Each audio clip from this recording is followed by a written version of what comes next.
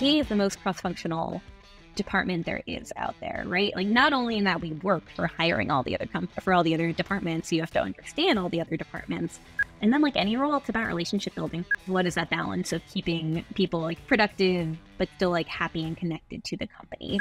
Recruiting, there's been realization and a general trend around TA is an important seat at the table, and that's recognized. Like, it's not a support function. It is one of like the key and arguably like most important functions for your company. The problem you're currently having is probably not unique to you. Having a really good network in this industry is key. Hello, Sam. How are you? Hello. Doing well. How are you doing? Good. Well, first of all, congratulations on a semi-new role. I guess that could be a really good place to jump in. It'd be really great to get an overview of your role and a bit about the company you're currently working at. Yeah, absolutely. We're going on almost 4 months now, which is crazy. It absolutely flew by. So OneSignal is a leading customer engagement platform. Specifically, we're an omni-channel solution, which basically means we allow companies to, send personalized messages, set up like customized customer journeys, and we do that all through a bunch of different avenues. So we do that through specifically push notifications, both mobile and web, through in-app messages, through SMS, and through email. So just really allowing businesses to engage with their customers and retain them.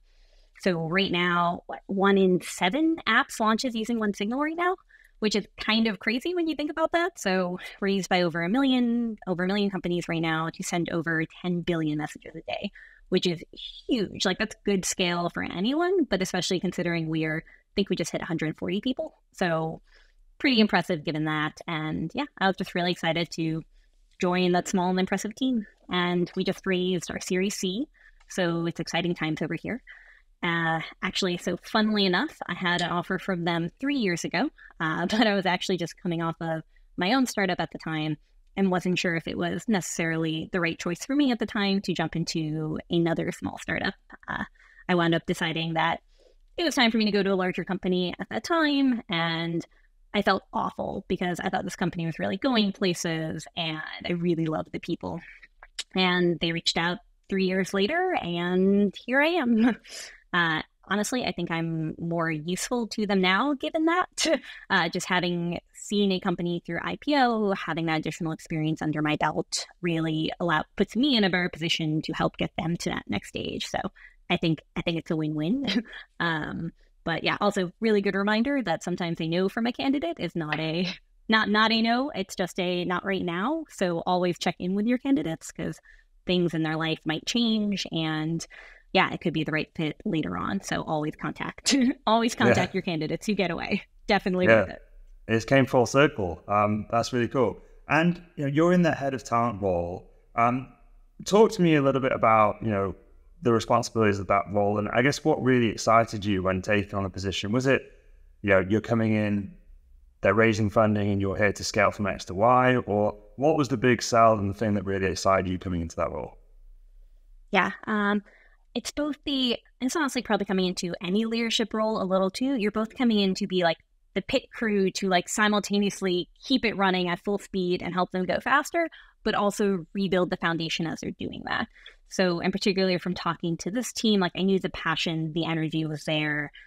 They were thinking about things correctly. It was just a matter of having the right person in the role to help them get there, and what that was going to look like. And that's the most exciting thing to me, right? Like, I want to be rebuilding that foundation while still going a million miles an hour. So to be able to come do that with a team that you're really excited about, that was a really unique opportunity.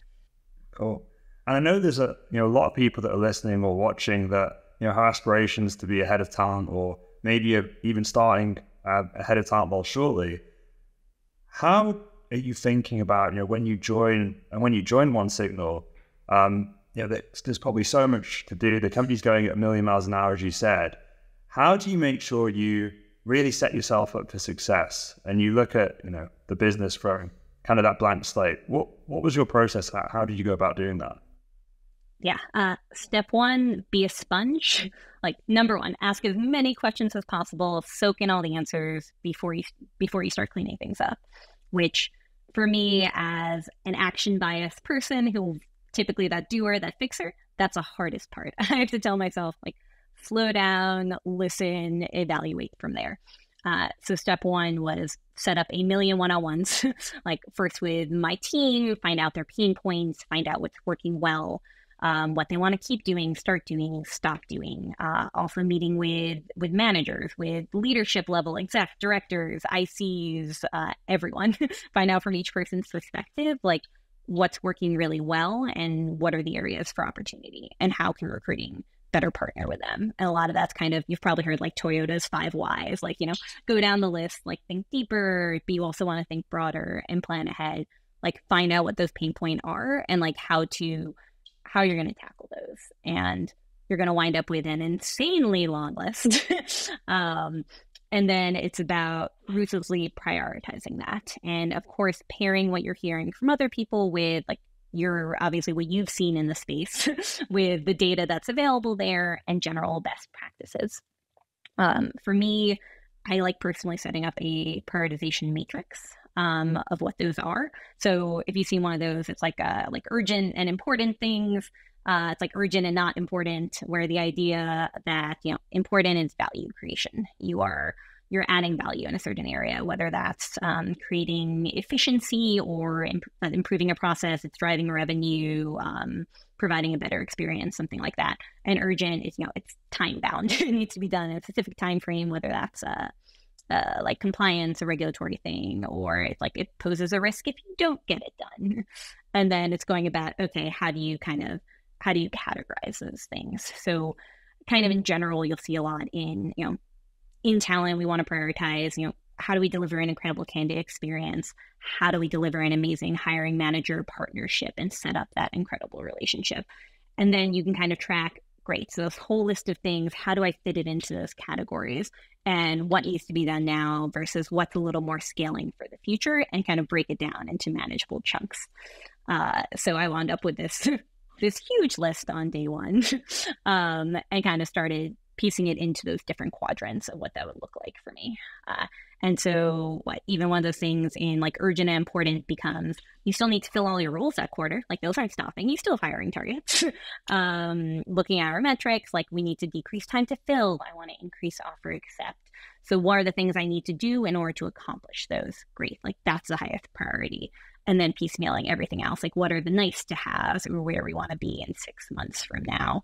And what's going to involve other departments as well. And then actually one of the biggest things I did too was set up, was like audit and go through all of our tech tools.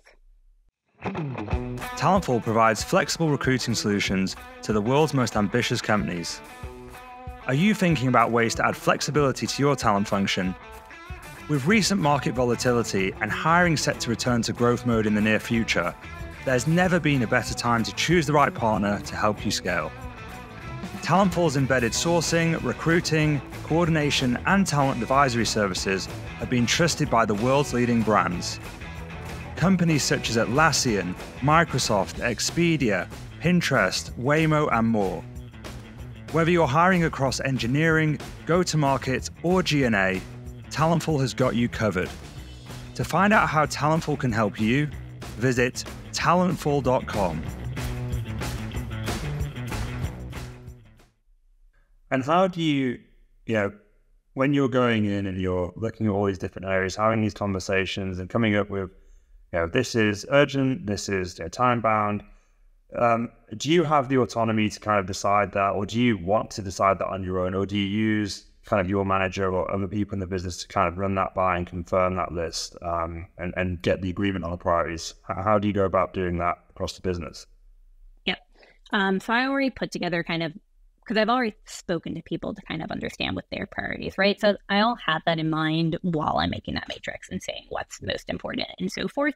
But yeah, I definitely, and one of the reasons I love this company is like one of the values is empowerment and intelligent risk taking. So this is definitely a, bite off as much as you can chew sort of role, which is what I love about it. So there is a degree of, they hire you for your expertise in that area. So I'm definitely going through and mapping out, hey, these are the priorities.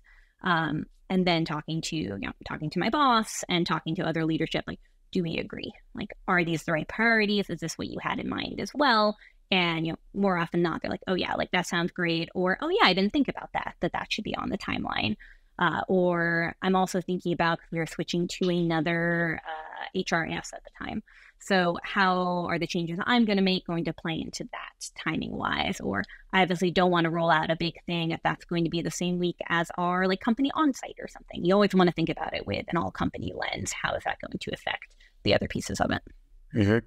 That sounds like really complex almost to manage for one person, and all these dependencies and things that could and could go wrong. Do you have a kind of centralized place or a method of managing all that and visualizing it? You mentioned you build this matrix, but do you do that just like on your own in your own kind of sheet somewhere, or do you use something? Yeah, honestly, for that's in like Google Drive, like presentation. It's literally one of the slides in there. I just have the matrix and I refer to that. And then for me personally, I'm a compulsive note taker. I love the feeling of, crossing something off on my to-do list. I just have Apple Notes on the side of my, on the side of my computer to do that. But the biggest piece is also, I'm actually a huge GEM proponent. So being able to set up like dashboards and things in there so I can regularly track like how the team doing, how am I doing towards our more quantitative goals, which is really helpful too. Yeah. From going through this process at OneSignal, what are some of the most exciting things that you've uncovered as projects to get started with in your first couple of months? Yeah. Oh, there's been a lot. So a lot of them were from talking to people and figuring out, like what the pain points were. So some of them, and some of the easier ones to actually do quickly that I thought were going to have a big impact are tools related. So things like, I noticed the team was manually writing in spreadsheets, like who the candidates were and the stage they were at and things like that. Or exec team was reaching out for updates on candidates and didn't necessarily have like the right up-to-date information on our metrics or time to hire and things like that.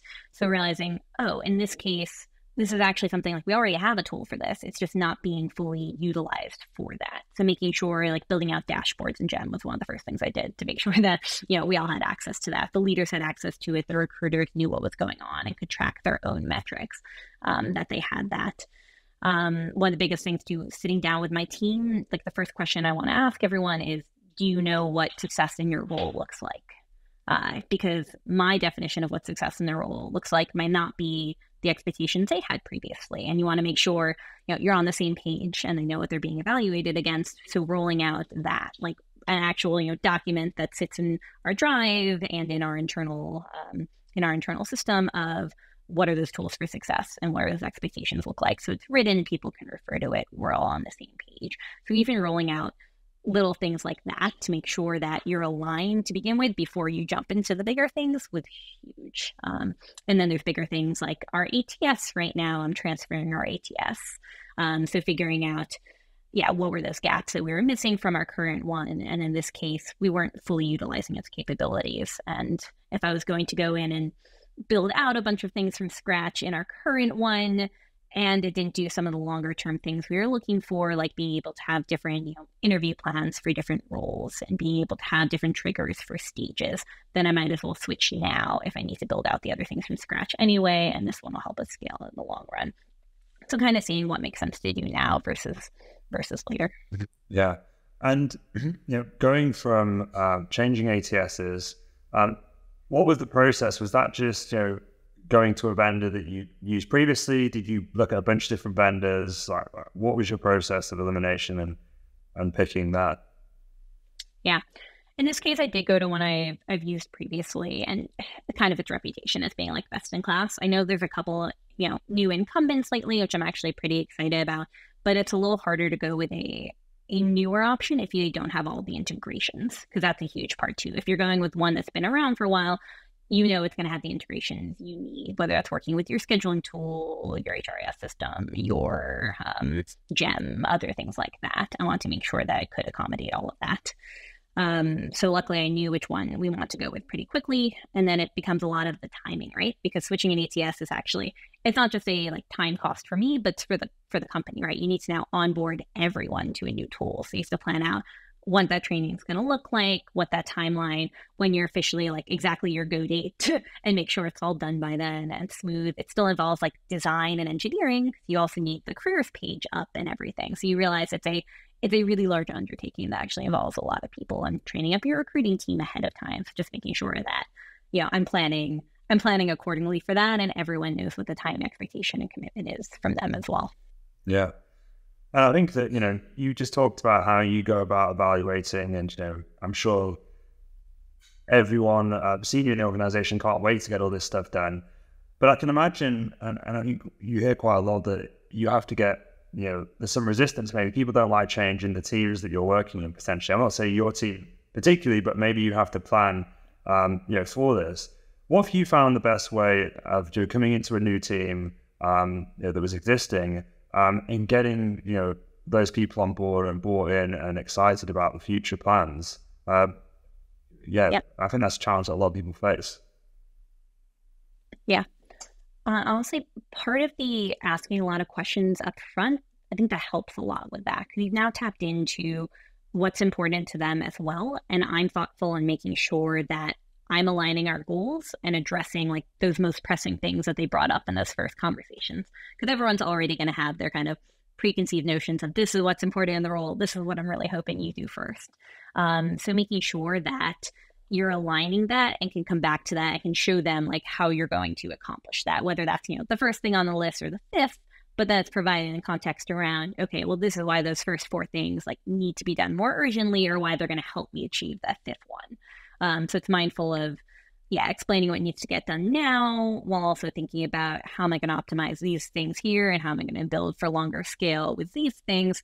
But you need to get the MVP out the door first. Even if my long-term goal, like one of them is we need to do better branding as a company and things like that. That's still like a longer term one where there's a lot of micro kind of steps that are gonna come first and kind of help lead to that.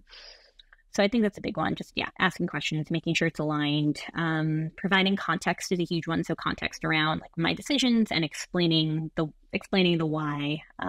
Making sure they know also my kind of decision-making framework, that they know there's no ego behind anything I'm doing. Like I'm always looking at things from an all-company lens. So I think also aligning, because they're also getting to know you as a person and what your work looks like. So that's part of it.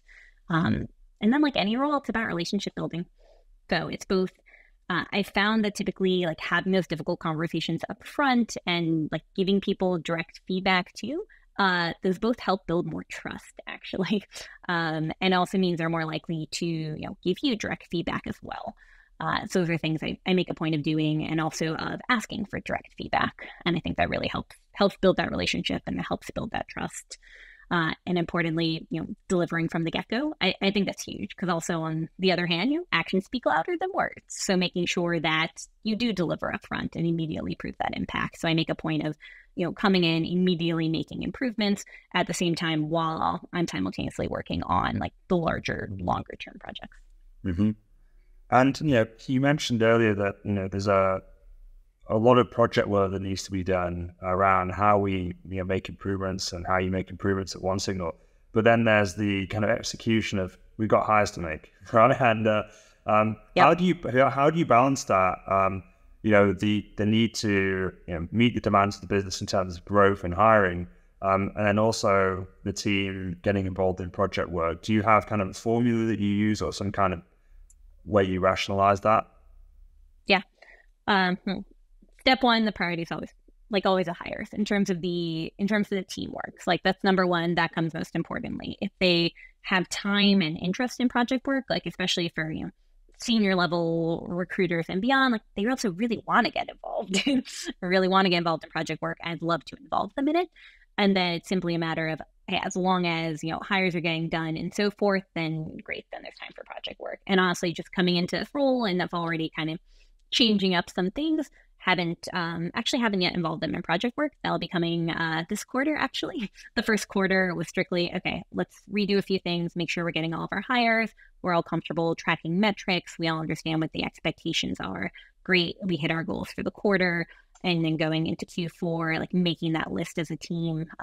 We actually went through a project where we all sat down and we went through what our team like mission, vision, and value should be. Because now that also helps align everything we do as a team to what those are. That kind of becomes like our North Star, and it constantly comes back to, okay, what's important? Are the things we're doing and decisions we're making, are they all kind of in service of our mission and values, great. It becomes kind of that helpful framework.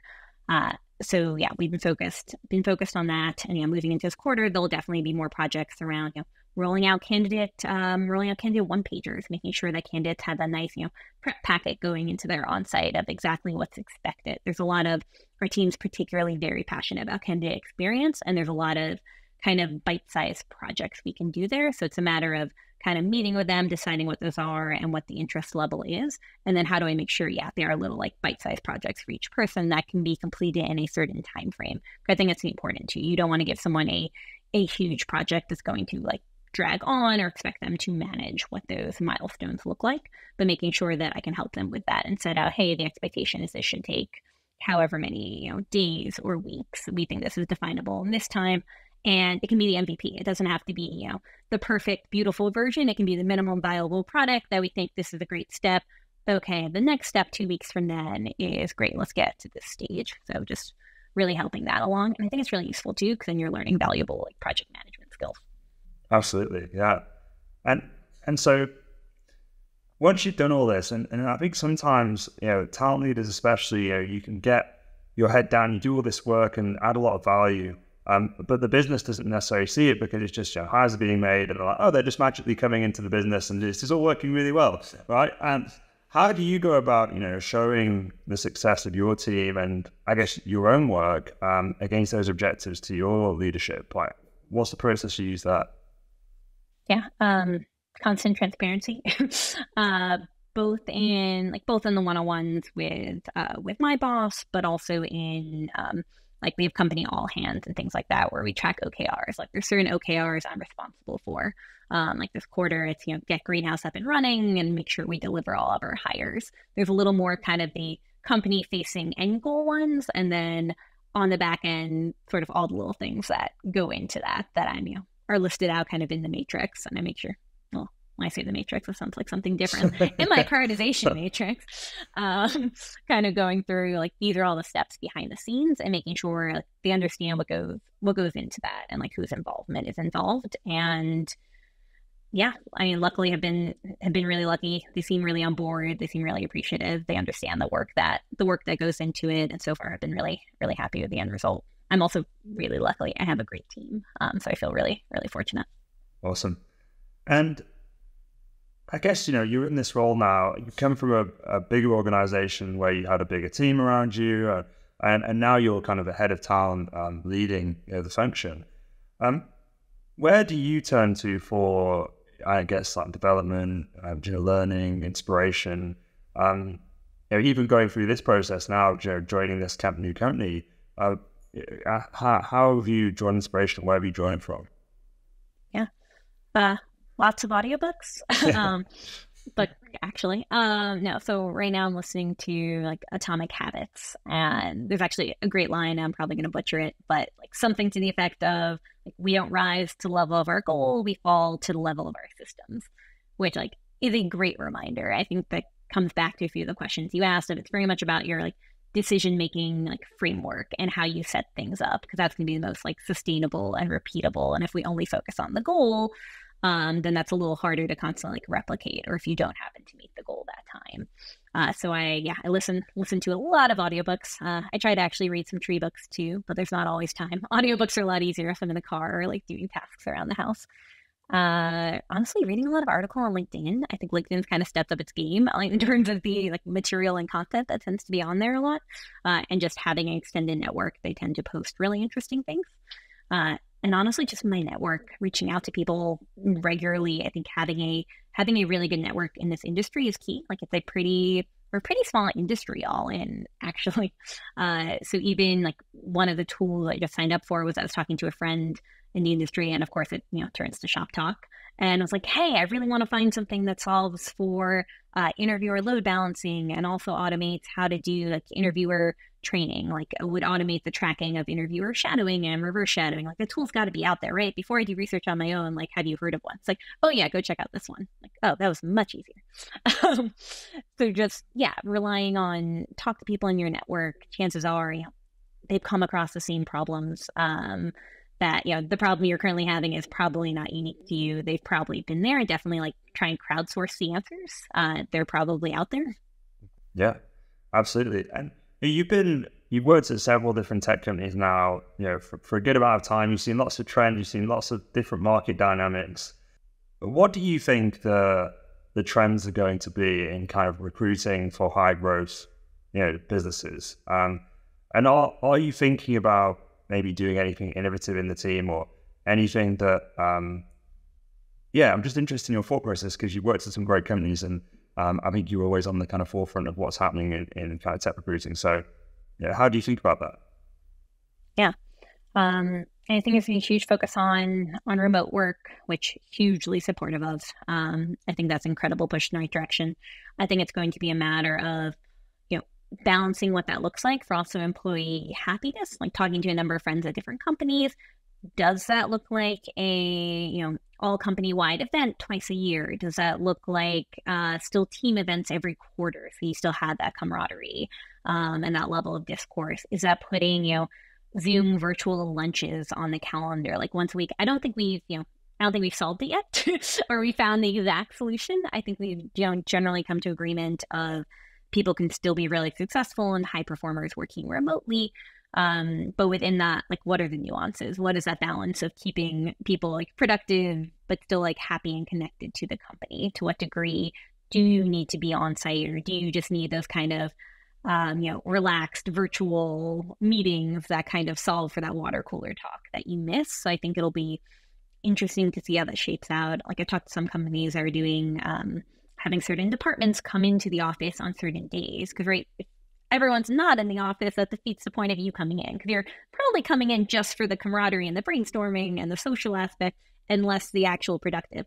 You're actually, if anything, from an actual output perspective, probably going to be less productive that day. But it's more the overall connection to the company and other aspects that you're getting out of it. So what does that look like? Or do you mandate that certain roles need to be in the office, particularly like sales teams really thrive off of like camaraderie and that, especially more junior like BDR and SDR roles. Like, are they more productive when they're in the office and they're together and you have that energy playing off of one another in the sales call? So I think we're going to see interesting trends in what that looks like for different departments and kind of different roles over time, like how remote affects that. I think we've seen definitely a shift from the culture interview to a focus more on like values interviews and how you tie that back to the company values. It's actually one thing like we're focused on right now as a company too. How do we make sure it's not a like culture interview per se, but we really want to make sure these people embody our values. Like that's the goal, that your candidates are going to, value the same things. So focusing on that. I think we're seeing a lot of really incredible tools, which is amazing. I think we've come a really long way from, God, I used to have, Post-it notes up on a whiteboard of the candidates like moving through the process before like Trello or Gem or anything was around. And used to use Bullhorn was my ATS and just like regular spreadsheets for things. So I think we're seeing really amazing development in terms of tools right now, and honestly just a general shift over time from when I started of, recruiting was a support function. That's what it was. Into now, like recruiting, I think there's been realization and a general trend around TA is an important seat at the table, and that's recognized. Like it's not a support function; it is one of like the key and arguably like most important functions for your company. So I think just continuing to see that trajectory has been really wonderful, and I think that'll only increase in coming years. Yeah, will be as important as the CEO soon. Recruiting, it's going to be take over. Pretty much. You got to hire and retain the right people. Like, what I think is so interesting is that like, TA is the most cross-functional department there is out there, right? Like, not only in that we work for hiring all the other for all the other departments, so you have to understand all the other departments, but then even when it comes to like, working with finance and comp, because you want to make sure that your comp bands are in line and that internal parity is there, to working with operations to figure out like where you're hiring, to working with marketing on branding, to like working really closely with like different parts of HR on what do growth frameworks look like for people inside the company, because you want to make sure you're selling that correctly to candidates and that you're finding the right candidate for the role based on what their objectives are and what their career growth could look like at the company. So it is fully all encompassing. So I think it's getting the credit it deserves given that. Yeah, I totally agree. And I think that it's going to start becoming, I think, a much more desirable career path for people at a much earlier stage.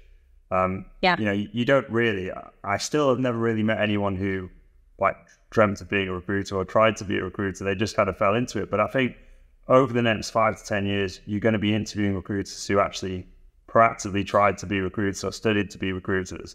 And that's going to be an interesting shift. Yeah. So no, I agree. Everyone I know has the I fell into it story, yeah. myself included, and it will be interesting to see that narrative. Yeah, I mean, that's going to be really fun, and I think it's just a testament to how important what we do is. So Sam, really great speaking to you, and maybe we'll check in the year and see how it's been going at OneSignal. But great to chat, and speak soon.